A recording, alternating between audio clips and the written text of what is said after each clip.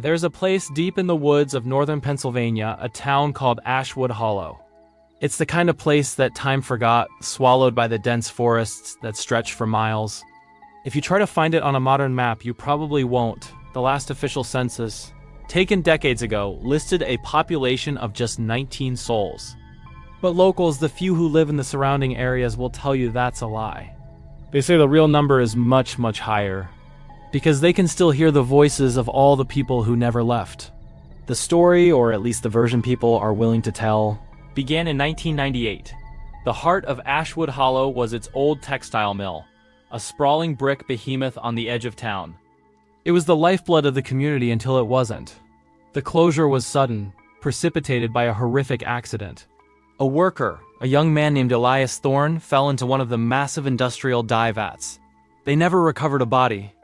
The official story was that the chemicals dissolved everything. The mill shut its doors a week later, and a silence fell over the town. But silence in a place like Ashwood Hollow is never truly empty. It's just a space for other things to fill. For years after the mill closed, strange things began to happen. Unexplainable things. Phones in houses would ring, piercing the quiet of the night, but when picked up, there was only static. The town had no cell signal, no active landlines, yet the phones rang. People started hearing whispers echoing through the empty halls of the abandoned mill, carried on the wind.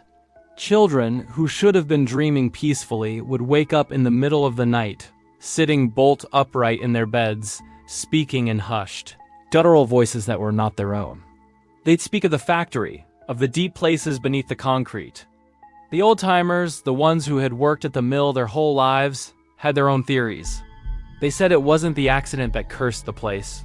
They said the mill was just a lid on something much older. That whatever was buried deep under those concrete floors, whatever the founders of the town had tried to contain, should have stayed there. The dye, the chemicals, they just seeped down and woke it up. Elias Thorne wasn't the first to be taken by the mill. He was just the first they couldn't cover up. Years passed. Ashwood Hollow became a ghost town in the truest sense of the word. A local legend, a dare.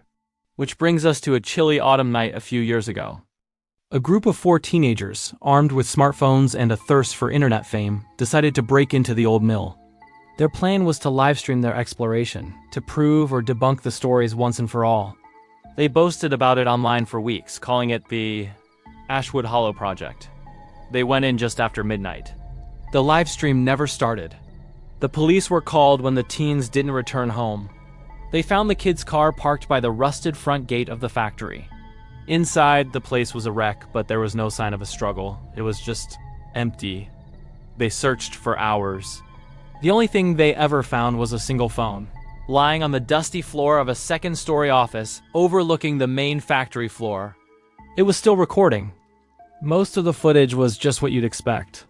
Shaky, dark video of the teens laughing, daring each other, their flashlights cutting through the oppressive darkness. Then, about an hour in, the audio changes. You can hear one of them, a girl, say her phone is ringing. The others laugh, reminding her there's no signal for miles. But she insists. In the video, you can see her pull out her phone. The screen is black. The ringing stops. There's a long, heavy silence. Then, in the last few seconds of the recovered recording, the main camera pans toward a dark stairwell leading down into the factory's lower levels. The flashlight beam flickers wildly, and just before the battery dies, a voice whispers through the phone's speaker. A clear, cold whisper that doesn't sound like any of the teens. It says one word, downstairs. After that, the recording cuts out, just silence.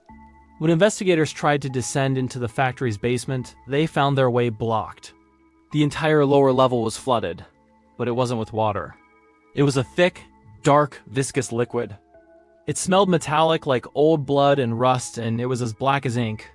It absorbed the light from their flashlights, making it seem like they were staring into a bottomless pit. On the grimy walls of the stairwell, just above the surface of the black liquid, someone had scratched words into the metal and concrete. They were fresh. They read, "We were called." We answered. The 4 teenagers were never seen again. No one goes near Ashwood Hollow now. The local authorities put up fences and warning signs, but the real deterrent is the fear. It's a place that feels wrong, a stain on the landscape. But the story doesn't end there. People driving on the nearby Route 17 late at night, especially on moonless nights, still report strange occurrences. They say if you look toward the woods where the factory stands, you can sometimes see lights flickering inside its broken windows. Not flashlights. A soft, rhythmic glow, like old machinery slowly coming back to life. And sometimes carried on the night air, they hear it. The faint, unmistakable sound of children laughing, an eerie, joyful sound echoing through the trees. The few remaining residents in the county have a saying. They say the factory never really closed, it just changed what it produces. It doesn't make textiles anymore. It makes whispers. It makes shadows. It takes people and turns them into echoes. So if you ever find yourself driving through the forgotten backroads of northern Pennsylvania and your map starts glitching, if you see a turnoff for a town that shouldn't exist, just keep driving. And if your phone suddenly starts to ring, even though you have no signal, let it ring. Don't answer it. Because once you hear the whisper, it doesn't need to ask for you. It already knows your name.